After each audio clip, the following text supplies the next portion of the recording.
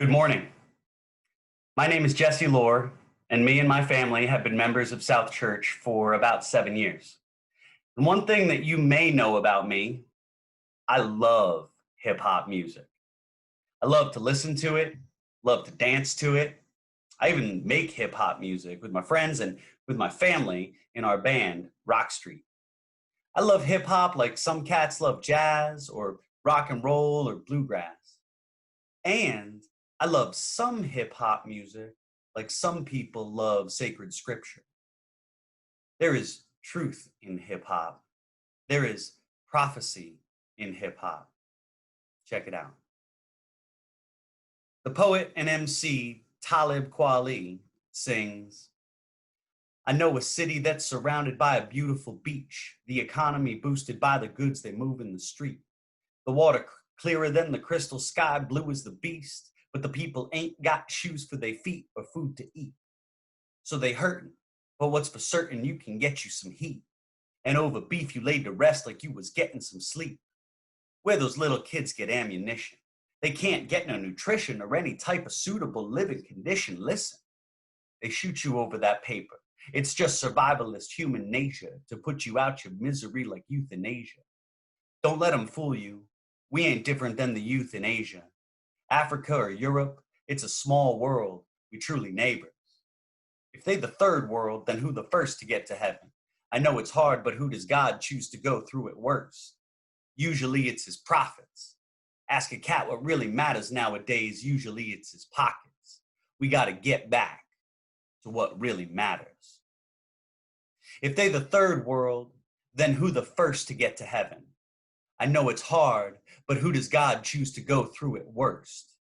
Usually it's his prophets. Talib Kweli from the album Eardrum.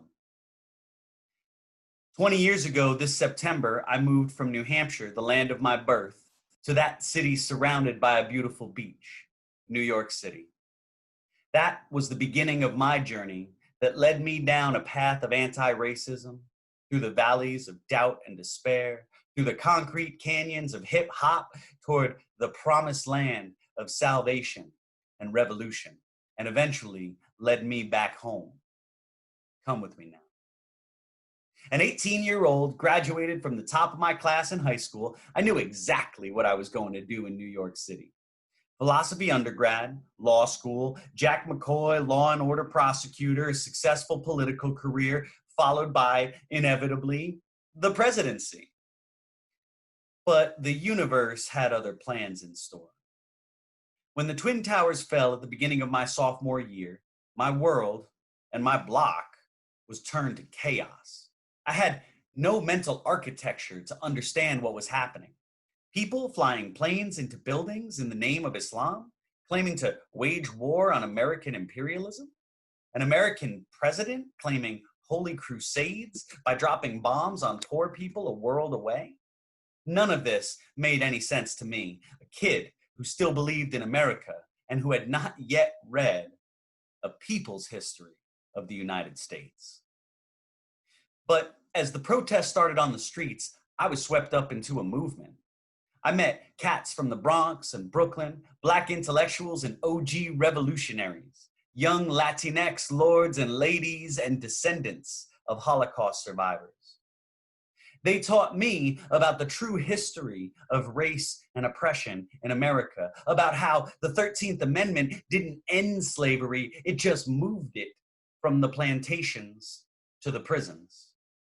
They taught me that the militarism abroad and the brutality I was witnessing at home was nothing new. They painted rich mandalas and fierce messages on cardboard signs and played the music of Dead Prez and Gil Scott-Heron, KRS-One, and Bob Marley.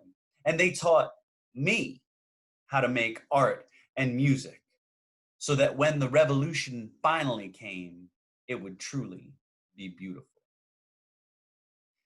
In this movement, I changed. I learned that I, as a white man, was not going to lead the people. I was there to listen, to support, and follow the lead of Black and brown people who knew the ways that we needed to change. And I was truly blessed because I felt loved by these guides on my journey.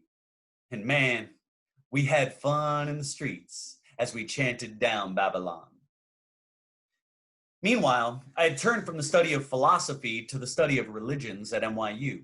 You see, growing up in the UU church in Manchester, I had been in the Church Across the Street program, as it was known, where we visited every church in the area and then discussed it as a group of middle schoolers.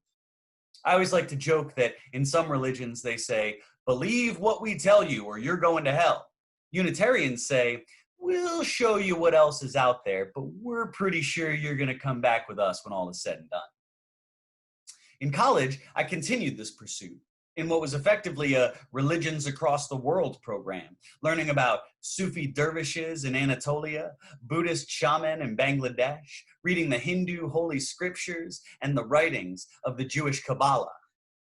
And along the way, in a class called Poetry and Prophecy in Politics, I came back to the faith of my youth in the Divinity School Address by Ralph Waldo Emerson. I was like, this guy's a Unitarian. I got this. So for those of you who don't know the Divinity School Address, highly recommend. If there were such a thing as required reading in Unitarian Universalism, this would be it.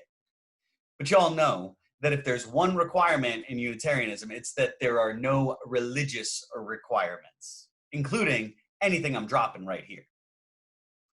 In the address, Emerson is talking to a graduating class of Harvard Divinity School, and he is dropping some seriously transcendental wisdom on all those aspiring Unitarian ministers of the mid-19th century.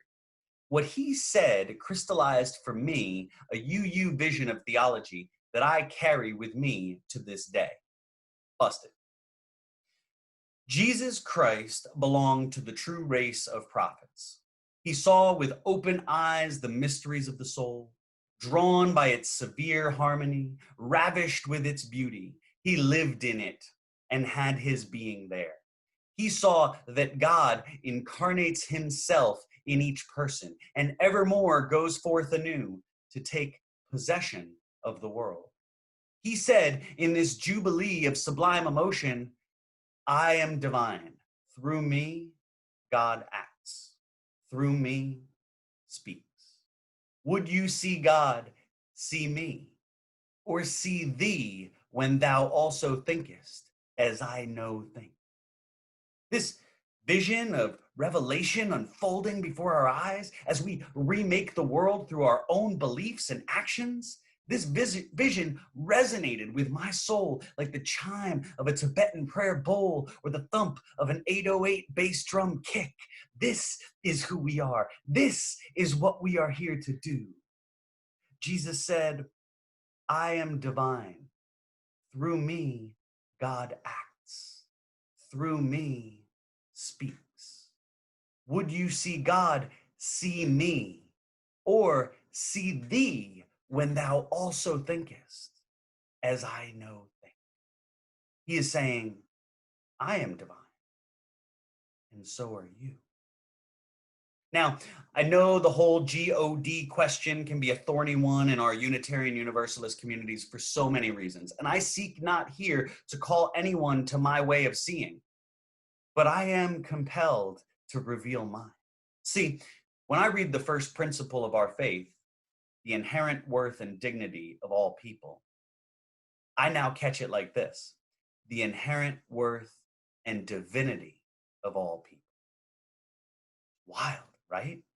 That all the mysteries of the universe and the all-powerful love and light that moves in all things manifests through our frail and temporary frames.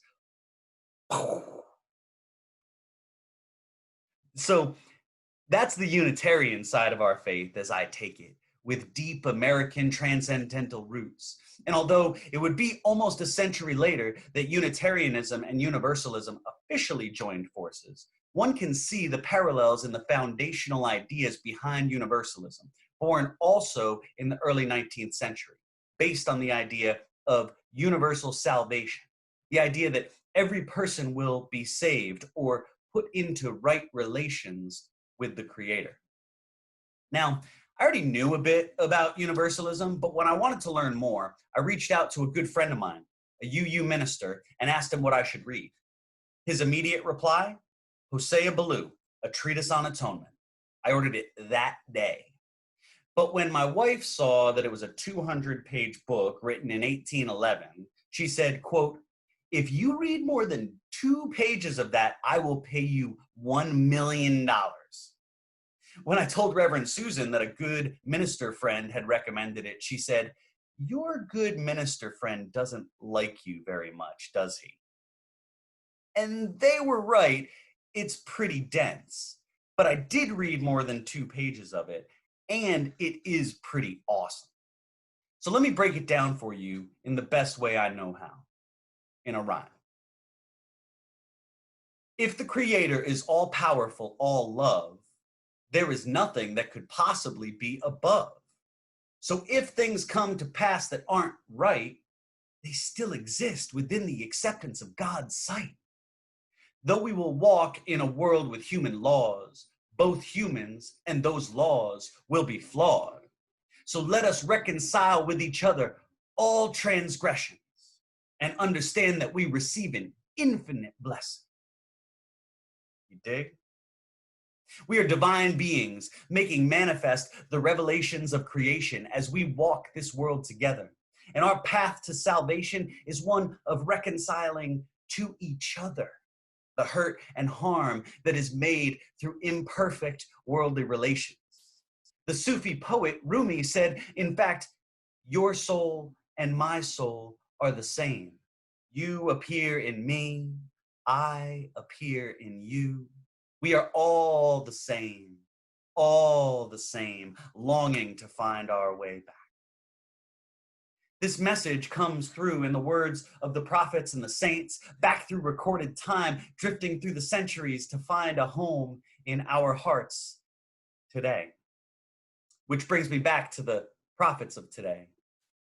Prophecy is often understood as future telling, but in the Old Testament, the prophets were actually the truth tellers of their societies, calling out the things that were wrong in their communities, warning of the troubles that would befall the people if they didn't change their ways, and imagining a more perfect way of being together in this world. If they the third world, then who the first to get to heaven?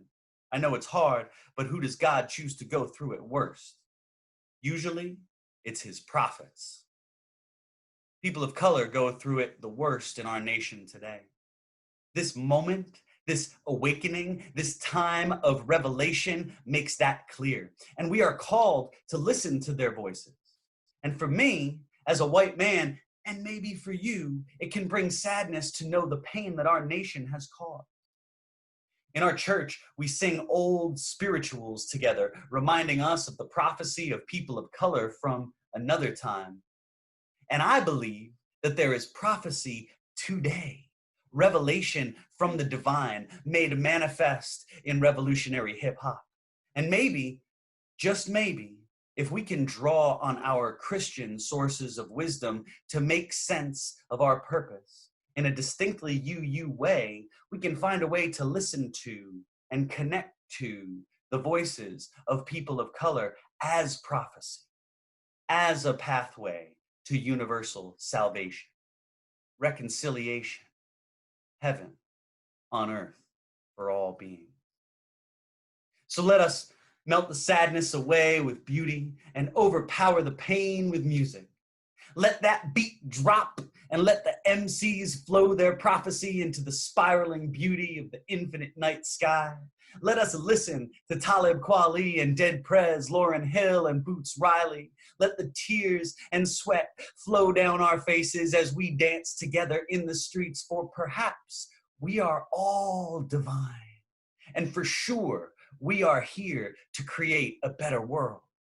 We are here to reconcile with our fellow journeyers on this sacred path as we receive these infinite blessings.